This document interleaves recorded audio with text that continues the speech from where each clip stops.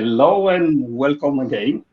My name is Łukasz Łukowski. I represent STORDIS, and today we will have another session related with the most exciting part of the disaggregation, which is a wireless. Today we will touch a topic where we will lowering the cost and increasing security of supply for Wi-Fi deployment using the TIP OpenWiFi. Some of you have been already joining our previous webinar that was together with friends from EdgeCore. Today, some good friends from NetExperience, Hoof and Wade. Guys, please feel free to introduce yourself. Yeah, I'm Hugh Reese. I'm the VP of Business Development at NetExperience. I'm based in San Diego, California, which is why it's a little bit dark behind me still, but it will get lighter as I start talking. And I'm here with Wayne. Hey everyone, I'm Wayne Chu. I'm the Director of Customer Success here at NetExperience. I am based out of Ottawa, Canada. Perfect. So today we will go over brief agenda. We will start from the TIP OpenWiFi overview. Then we will go more deep to the products, market, value proposition, some competition. This is also good to see how we are able to position it ourselves. Finishing with the support and open Q&A, which is, let's say, some kind of like our standard today. So feel free to ask any questions, put that on that right side on the chat, and we will try to address that in the end of that webinar. What else? On your right side, you can find in that handouts button a very interesting white paper from the NetExperience. So also please feel free to go there in the meantime and get a little bit more details of what we are doing here. Hugh, the scene is yours. All right, thank you very much. Thank you, Lucas. Welcome everybody. I'll dive right in. So let's talk a little bit about OpenWiFi first before talking about NetExperience. OpenWiFi is part of the Telecom Infra Project. This is a very large organization now in terms of the number of members. And these members are people that you'll be very familiar with. The large service providers like Deutsche Telekom, BT, Comcast, AT&T are members or founding members of TIP. And there are, of course, technology providers like us as members as well. And the idea behind this is to disaggregate the networks. And disaggregating networks simply means separating the software from the hardware, and making it interoperable. It's an open architecture, basically. And so OpenWiFi, of course, is the part of TIP that is specifically focused on Wi-Fi. TIP itself is focused on lots of internet technologies, not just OpenWiFi, but we're part of the OpenWiFi initiative, which is a disaggregated wireless LAN. So it defines kind of the architecture. There's an ecosystem of companies like ourselves that's part of this. It includes TIP sponsored testing, validation, certification, basically the guarantees that you need to make sure things are indeed interoperable and guaranteed to work together. It's based on an open source code approach, and I'll talk a bit more about that in a little bit. And then, of course, there are commercial applications like we've built from NetExperience that sit on top of that source code. So the architecture in a simplified way, if you look at this from the left to the right, on the left side, you can see there's some access points, and they're labeled TIP APs. Well, TIP does not make any APs. They just mean that they are TIP certified APs, and they're available from a range of manufacturers, in fact, including EdgeCore, which of course is one of the premier ones, but there's also HFCL from India, there's Action Tech from the US and China, Cyber10 is coming along, and Arcadian is another one that's coming. So, and there'll be more. So there'll be many vendors that will be producing access points that are certified TIP access points. And then in the cloud, we have the controller, the management and control plane, and that is the NetExperience platform. In our case, there will be others as well over time, but we are certainly leading the field at this point. And our platform, of course, sits in the cloud and is able to control these TIP certified access points, regardless of whether they're from one manufacturer or another, or a mix. So it means you can mix and match APs in any given environment. So one platform for multiple hardware vendors. Another one that's kind of interesting is one platform for multiple use cases. My CEO kind of came up with an analogy, which I thought was quite good, which is, when you deploy a cellular network, you don't deploy one cellular network for business and another cellular network for hospitality and another cellular network for residential use. It basically, everybody's the same. It's the same. It's the same infrastructure for everybody. And in Wi-Fi, that's not necessarily been the case. In the past, there has been different architectures and different products for different applications in Wi-Fi. And this architecture now really flattens that and makes it a same architecture for really all use cases. And you're simply selecting the type of access points that you need for that particular use cases. So it really serves all of this set of applications. I'd say that right now, and I'll talk a bit more on this in detail, but MDUs and hospitality is very strong for this, but certainly smart city or public Wi-Fi is strong as well. I think enterprise will take a little bit longer because they're a bit slower to move to new platforms. The other main benefit of this, of course, is lower, and it's part of this. The title of the webinar is lowering the cost, and lowering the cost. This total cost of ownership for something this type of architecture is substantially less than the sort of Ruckuses, Arubas, Ciscos of the world, because of course it's very competitive with multiple vendors, and we're very competitive too. We're going to have competition, and the whole idea here is to kind of lower that total cost of ownership to make it more prevalent, to expand the market for Wi-Fi. So not just replace existing Wi-Fi, but also expand the market. I'll talk about our product. It's a sort of software as a service basis. It's also available license, and I'll talk about that a bit more. It's an open platform with APIs. It's extensible. So, for example, the switches are all now becoming TIP certified. Towards the end of this year, beginning of next year, we'll start seeing a range of TIP switches from EdgeCore specifically, in fact. And because it's an open source based foundation, the velocity of innovation is very strong. So this is not something that's behind the old vendors. It's something that's equal to the old and surpassing in some areas because of this larger community that is involved in developing new features for Wi-Fi. So this is probably the most important slide in terms of what the product is, because this is the software stack of NetExperience. So I'm moving on from TIP Open Wi-Fi now to what does NetExperience do. So if you look at this, I mentioned open source. Anything that's colored in blue is the open source code. So at the bottom here are access points, and these are the various, the EdgeCore 101s, 102s, whatever, 104s. These are the access points that are TIP certified, and they were running the TIP AP network operating system, which is based on a technology called uCentral today. It was previously based on OpenSync, it's now based on uCentral. And that is basically open source, and there's an open source layer that sits in the cloud that basically talks the protocol between the APs and the cloud, so it's a consistent protocol. What we have then sitting on top is a full function management and controller. I won't go through all of these in detail because it would just take too long for this webinar, but I will briefly touch on a couple of things. The management functions are all, and it's designed as a full service provider grade, enterprise grade management and controller solution. This is a really full featured, rich product. So it has obviously ability to do configurations based on profiles, ability for you to control upgrades, obviously things like alarms and inventory and notifications and troubleshooting tools.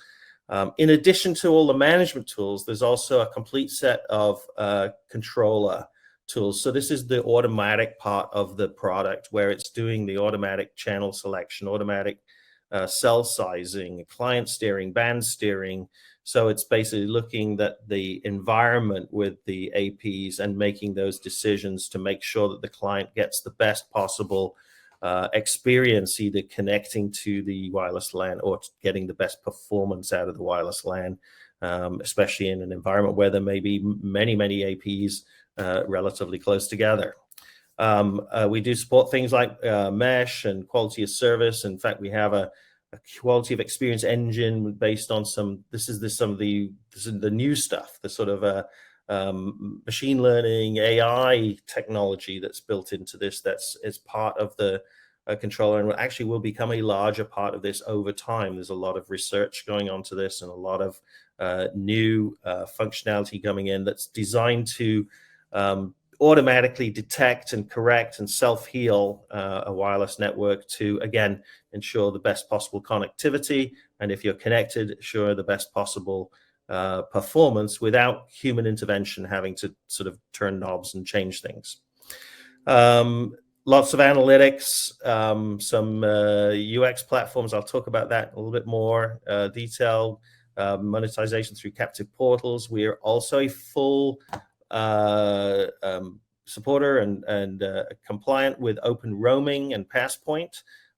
We see open roaming as perhaps maybe the first time we will really get this movement of offload from cellular to Wi-Fi for data on a seamless basis. A very, very strong support from the WBA for this, and we fully support it.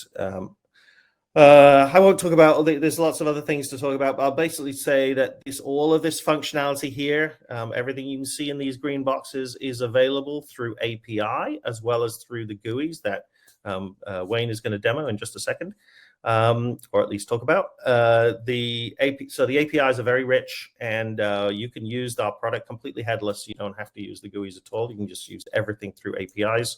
But I'd say that most of our customers today are using some form of the GUIs plus maybe one or two APIs. On the portals, I'd talk about this a bit more. There's a whole series of hierarchical portals. If you're a service provider, you maybe have multiple customers. You can give them access to their environment with some basic functionality. As a service provider yourselves, you can, of course, support those customers with much richer functionality, much more advanced troubleshooting ability, control those upgrades. So when we NetExperience push an upgrade down to you, you can decide whether you want to push it down to your customers and when and how. You do it serially, in parallel, whatever. You have that control.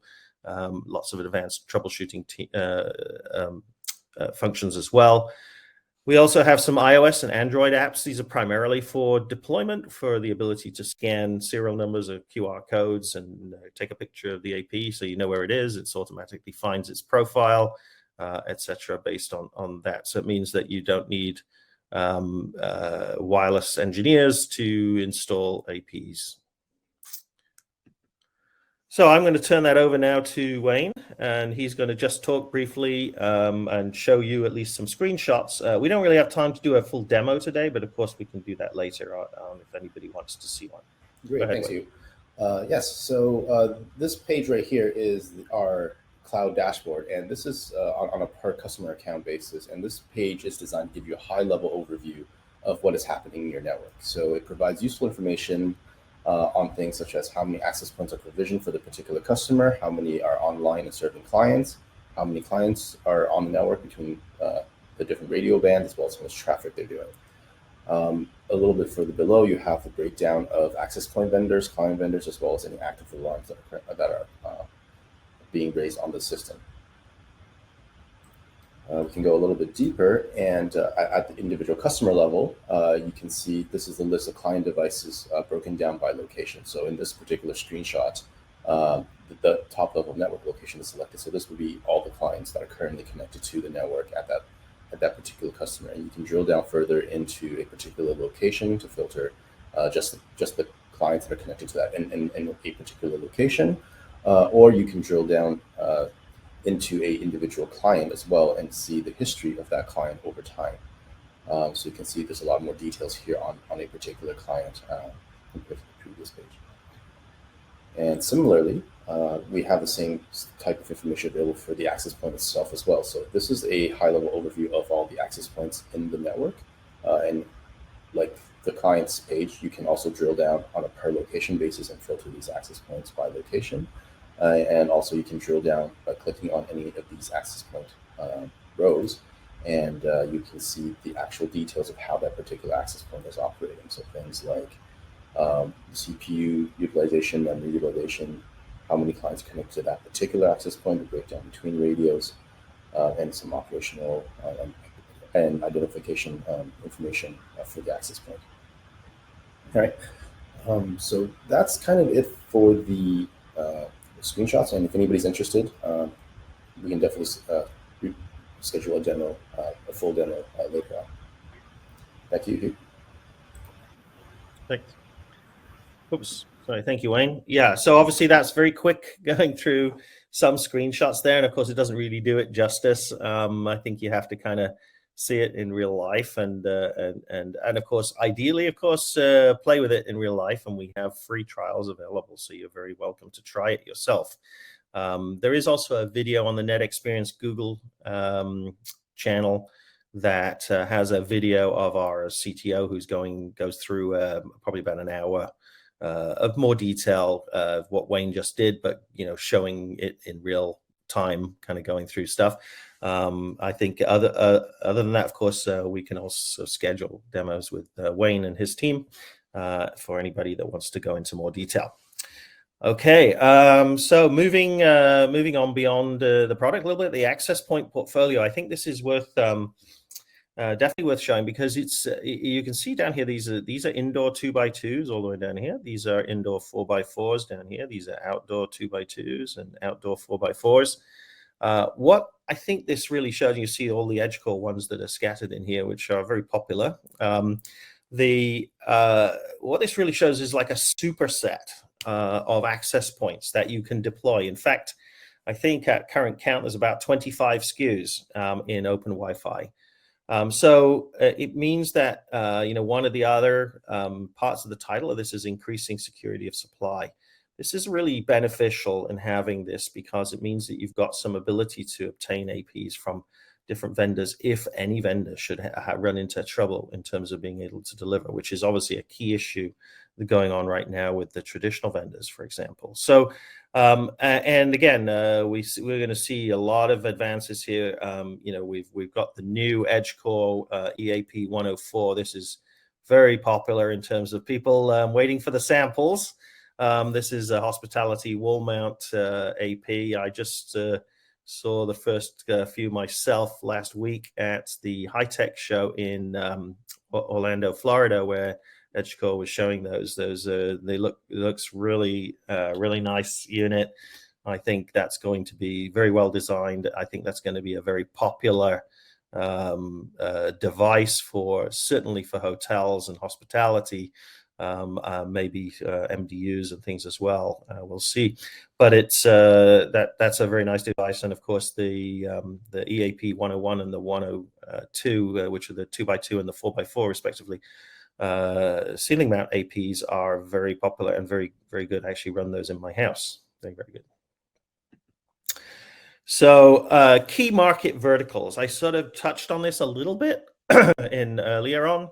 But really what we're seeing initially is hospitality and MDUs, apartment buildings, those kind of things seem to be very key segments for us, for service providers that are covering those markets. There seems to be a very strong value proposition in those markets, and we are engaged with many, and I'll show you a little map later on of kind of some of the trials and deployments that have taken place.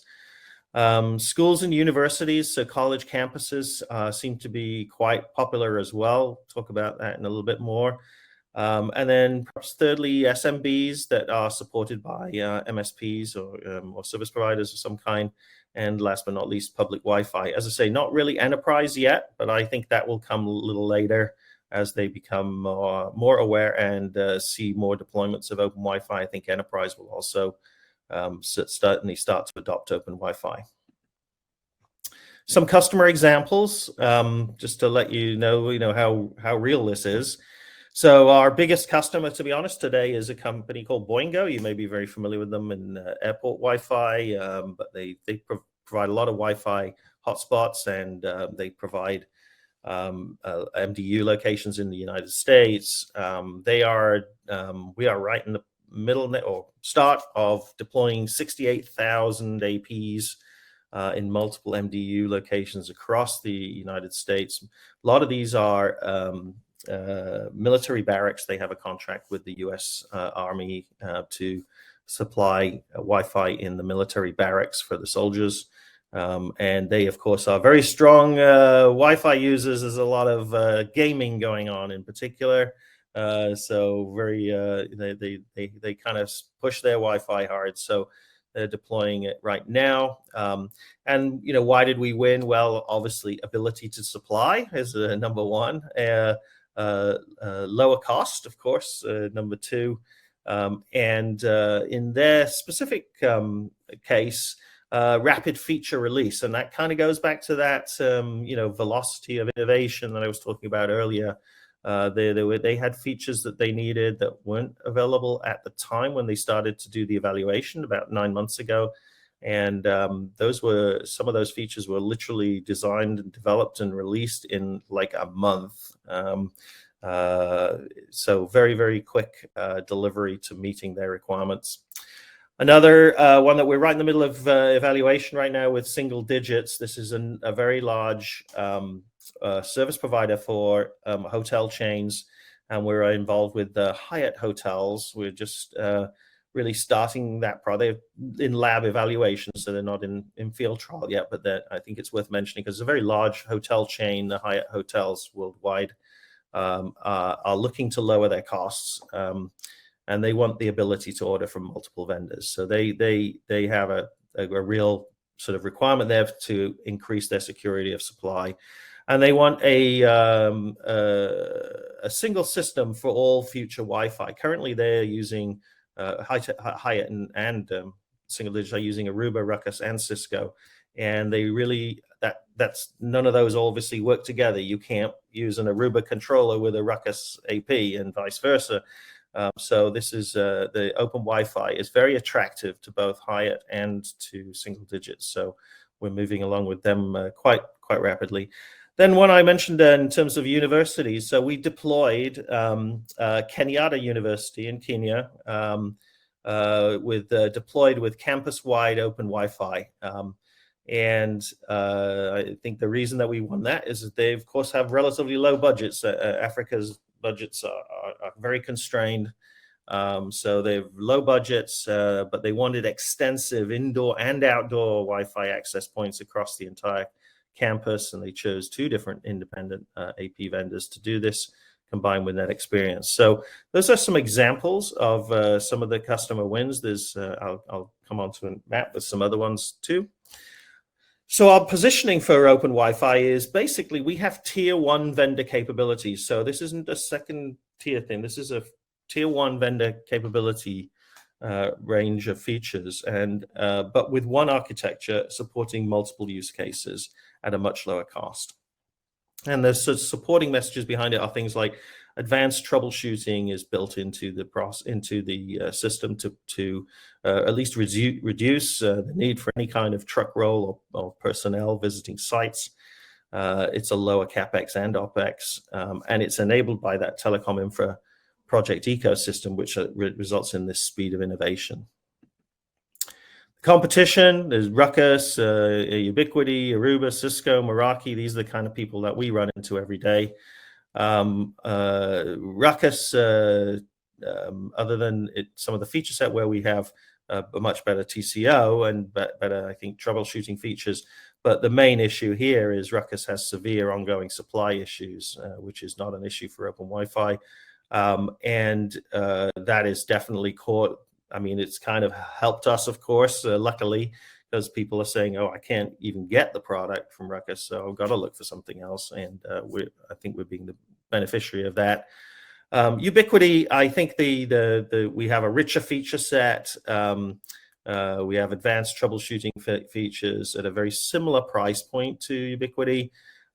It's one platform for all use cases, and probably the most critical differentiator against Ubiquiti is we provide a full support, which is critical for most service providers and customers. Whereas Ubiquiti, if you ever used them, is much more different. They don't really have a support. It's kind of a web community, and that's it. Aruba, Cisco, Meraki, I mean, the main advantages here, of course, are much lower costs and supporting lots of use cases. This is a bit of an eye chart. I think we can provide these slides and you can kind of look through this yourselves, but again, the scope is a single architecture, a multi-vendor support, which are not true with the others here. Network automation, we do the full rules engine based AI ML stuff that's in our product, which is very advanced. Then of course the lower cost, and the licensed or SaaS based platform. So I haven't really talked on that much, but I'll maybe talk about it on this slide here. So we as I said, we have it's a full commercial product. It's available as SaaS or licensed. What do I mean by that? So SaaS is obvious, right? We're running the product in AWS clouds, and we provide that service to our service provider customers. And to be honest, 100% of our customers today subscribe on that basis. We also have a model for licensed software, and some of the folks that we're dealing with like examples are AT&T and Comcast, for example, have indicated to us they're not going to be subscribing on a SaaS basis. They want to run the product in their own data centers.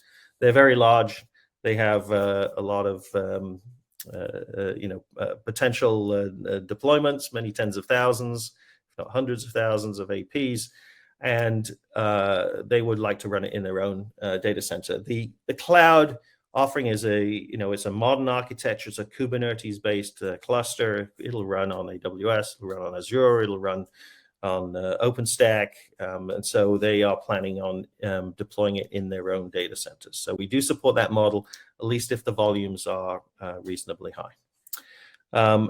Support. This is always one that we get questions on. So the key here is that although NetExperience does not sell the access points, we do provide support for the entire solution. So the reason for that is that obviously from a customer perspective, you want a one place to go to for help with the Wi-Fi, and you don't want to have to go to a hardware vendor for a problem and a software vendor and then have them point at each other as to who maybe the problem is. So what we do is we take responsibility for the entire solution, both the hardware and the software. And the reason that we do that is that we have the expertise in-house on both the firmware side on the APs as well as the cloud-based software. We have two development teams in NetExperience. We have an AP firmware development team and we have a cloud team. And the AP firmware development was originally contracted to write the open source code for TIP. So we have intimate knowledge of that, or at least we were one of the main contributors of the open source code. So we have deep knowledge of the firmware on the APs as well as deep knowledge on the cloud. So we take that responsibility. And the fact is 99.9% of problems are software related of some kind, whether it's in the AP or the cloud or both. And so we can fix both of those. So we take responsibility for the entire solution. If there's a real hardware problem, a real hardware failure, then we'll triage that with the hardware vendor to get replacement APs. We do trials, as I mentioned before. We can offer you free trial support, and we do some integration, customization work. Again, it's business dependent on that, but we do have done some for some people like Boingo. So I kind of talked about this slide before I put the slide up, but basically, yeah, we provide the support for the entire solution, both the cloud and the AP, full support. In fact, the owner of that organization is Wayne, right there, so you know who to call. He and his team are the folks that support the product, both pre and post sale support. Wayne's team runs. So really, in summary, we're moving from potentially 3 to 4 Wi-Fi platforms to 1, which simplifies the Wi-Fi management, reduces the OpEx. It's compatible with multiple hardware vendors. There's network automation and advanced AI ML to kind of reduce the need for human intervention, reduce the need for truck rolls, etc. SaaS or licensed platform I talked about. Fully supporting open roaming as well as open Wi-Fi, and we've done some demos with that with the WBA and with AT&T and with Boingo as well, to demonstrate that. It's and I've participated in that myself. It works very well. Low hardware costs and low license fees associated with running the entire solution, so a lower total cost of ownership. I said I would mention in terms of the trials and deployments where we're currently involved. There's a lot. This probably isn't actually all of them by any stretch. This is a subsection, but there's a lot of trials going on. But interestingly enough, not so many. A lot in North America, which you kind of expect. The TIP organization is based in Silicon Valley. And so there's a lot of contacts and personal contacts with people in the US and Canada, but interestingly enough, we got quite a lot in Africa, which is not somewhere that we normally would have gone, but there's one of the goals of TIP was to try to expand Wi-Fi use across the world. And obviously, Africa is one of the most underserved areas of the world in terms of Wi-Fi and internet access. And so they're putting some time and effort and money into growing that. And so we have quite a lot of trials in Africa. A couple of major ones in India. Not that many in Europe yet, but certainly some. There's a couple more here I can't mention yet, but certainly Eyebrows in France is one, and Virgin Media is running a full trial for Wi-Fi for EU in Dublin, in Ireland. So for those of you that might be involved in Wi-Fi for EU, there's a trial going on there. So yeah, a lot of different. These are in various stages of either lab trial, field trial, or full deployments at this stage for all of these customers. And I think that brings us to the end of the webinar. Looks like we made some good time there, Lucas. So I think we've got... The time is excellent, so we have enough time to go over some questions. So I already took a few from what I received. Let's maybe go with the first one about the prices. You've been mentioning a few times how the business models is looking like. So there will be like a cloud-based or even private option, but a little bit more from the price perspective on your software. Okay. Yes. So the way that our pricing works is we have the basic model is that we have a license fee per AP.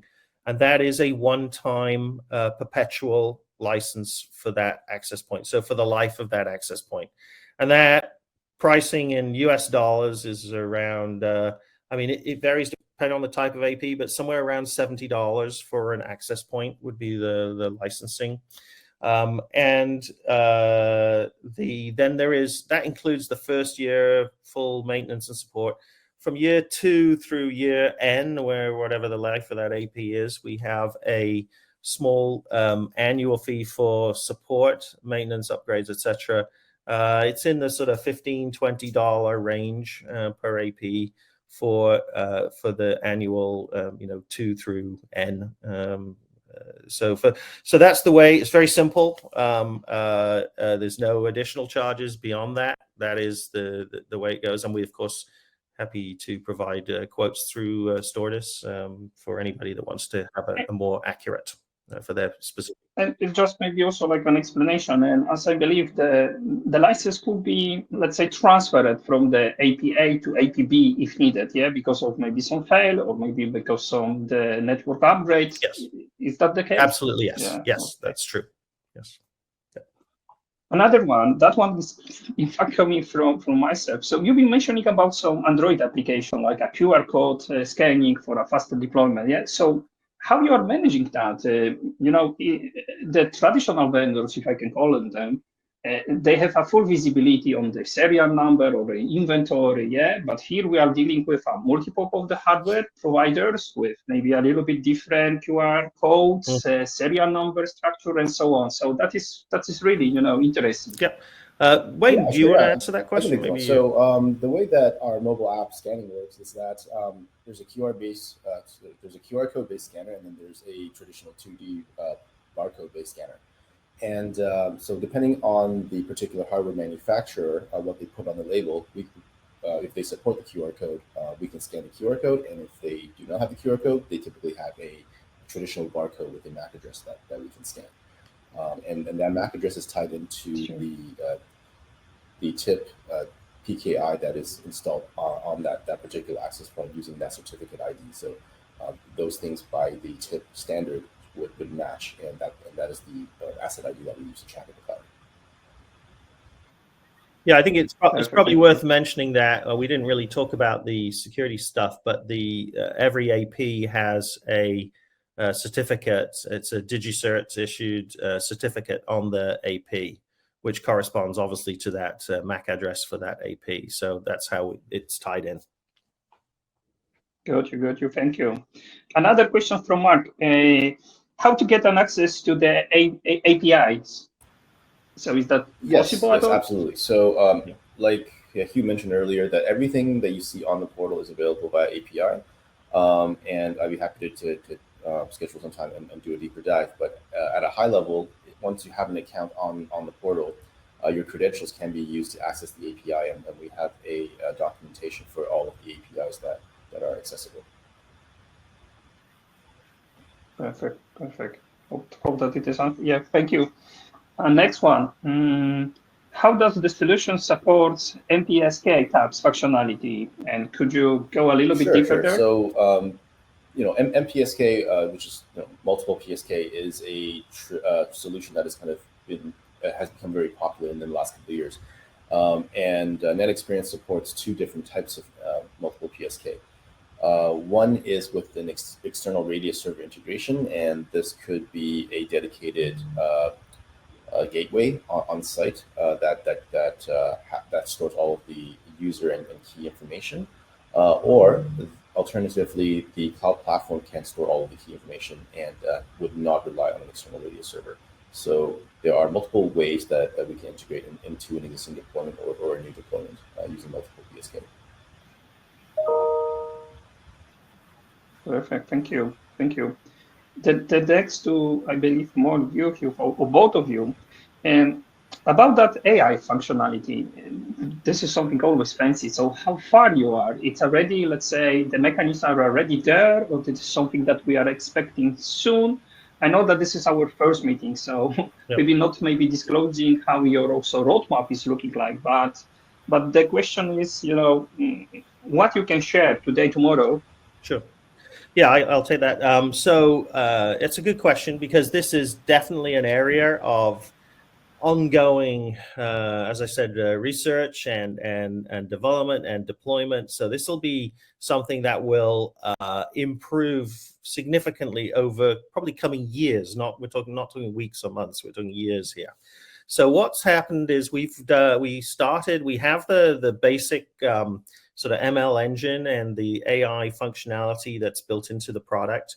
But the algorithms that they are running are the things that are being researched more. And there are really a couple of things that we're doing. We have an agreement with the University of Ottawa. I mean, Wayne mentioned he's in Ottawa. Most of our developers are in Ottawa, Canada. And the University of Ottawa just happens to have a very, very strong wireless lab research team, and so we have contracted with them to assist us. So there's a lot of PhD type folks working on this that are doing the research into the algorithms, the efficient and effective algorithms that work to do what we're trying to accomplish, which is, of course, to reduce human intervention in terms of fixing and troubleshooting issues. So we have sort of seeded it with a sort of rules engine, if you like. So a rules engine is something where, if I asked Wayne to fix a problem on Wi-Fi, I'm sure he could fix the problem. He's an expert, right? He can fix the problem. But I can't call Wayne every time I have a problem with every client on every AP for him to try and debug it. So how do we get Wayne's brain into the product? So we have a rules engine, and we have that's basically based on the best knowledge of people like Wayne of how do you fix specific problems? What is the action that you take if you see a certain issue? And how do you measure whether that has resulted in something that's an improvement, or did it just stay the same, or did it get worse? So that rules engine is sort of embedded, but what we're doing now is adding these algorithms to see what should we change and how beneficial are those changes, because there are really two things you're trying to solve. One is a client can't connect properly to the Wi-Fi. That's probably the number one issue. And then the number two issue is the client's connected, but it's not getting the performance that it expects. And why is that occurring? Now, obviously, with AI ML built into the product, this can happen simultaneously, and they can be looking at every single client attached to every single AP simultaneously, which you can't do as a human. So you've got that scale now that you can run because you're running in the cloud. And so those algorithms are the ones that are being researched, developed, and implemented. We have some, but I think it's early days, very early days. I think you're going to see some significant developments in this area over the next couple of years, probably about a 2-year time frame is what I'd say, when you'll really see the benefits coming through. And then we'll just be adding that into the product over time. So you will see that as part of upgrades to the cloud and potentially to the AP firmware, as we need to maybe get some additional metrics from the APs themselves. Perfect, thank you.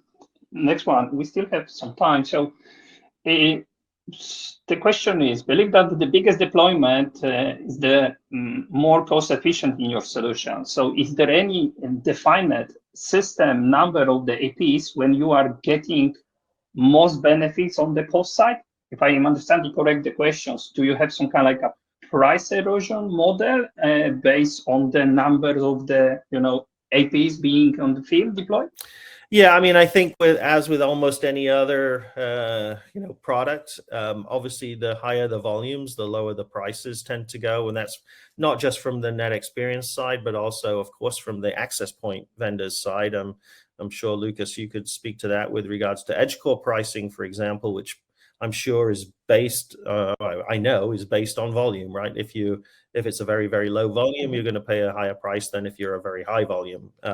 So there is certainly some volume discounts. I'd say that, what's the lowest number of? That's a good question. I don't know. I mean, I think the easiest thing to do is get a quotation from STORDIS and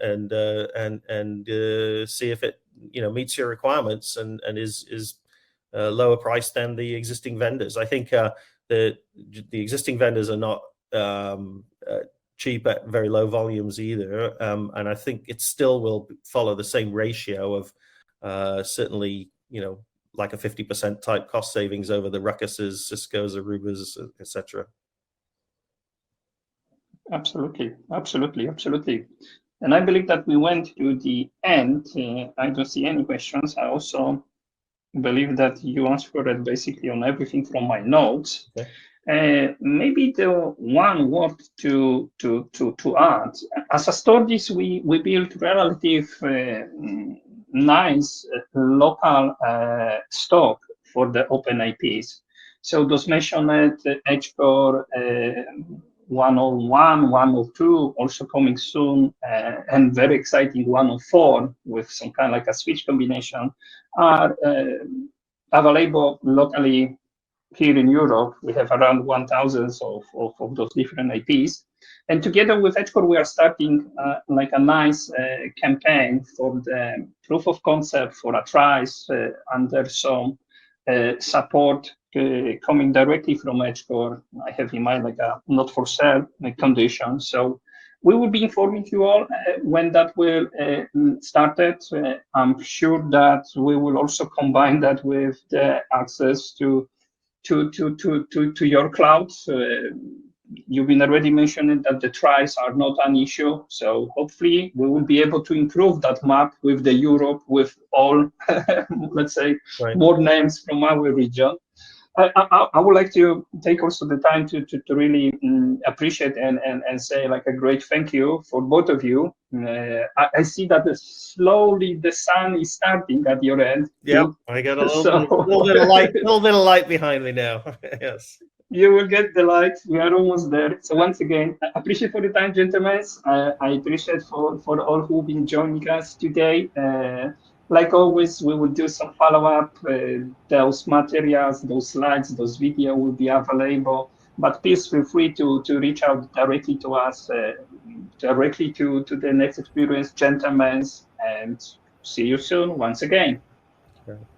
Thank you, everybody. Thank you, guys. Bye. Cheers.